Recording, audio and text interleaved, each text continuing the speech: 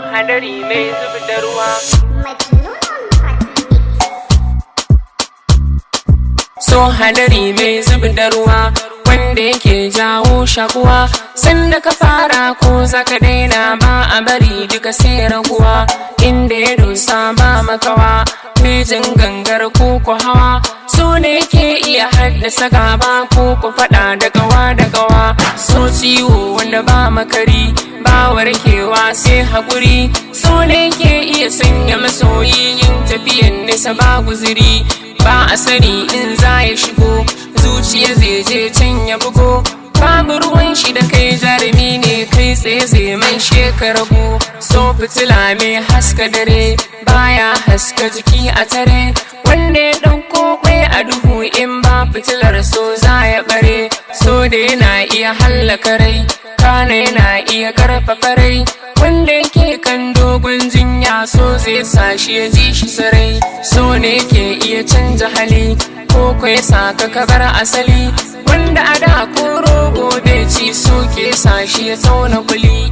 Duk da irin wayau na dila so ya rike hasken fitila, dan haka ko da zai tafiya ne dan da duhu bai shan wahala.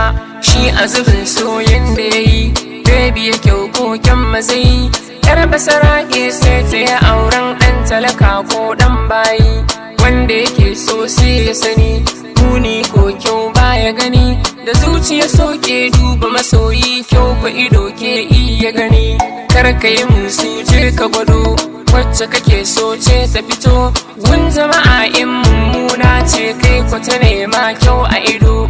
So duk ya sa ka rikita sai ka ga tamkar baya ita, shi wani ko kyautar ta aka yi masa zai ce me ma zai da ita.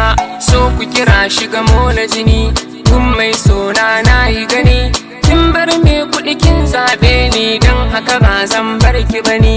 Kin yi halacci guna aso don haka ke dai zan yi maso, karki shakka ko aina ne da kin yi kira na zana iso. Sirri na mu kai shi bisa kar mu sake mu aje a kusa, faɗan mu da safe da yamma mu shirya kar makiyan mu su kai mu ƙasa. Gunmu magauta sun yi yawa masu bukatar mi rabuwa, za su mace ne ran da a ce yau gun ɗana kin zama uwa.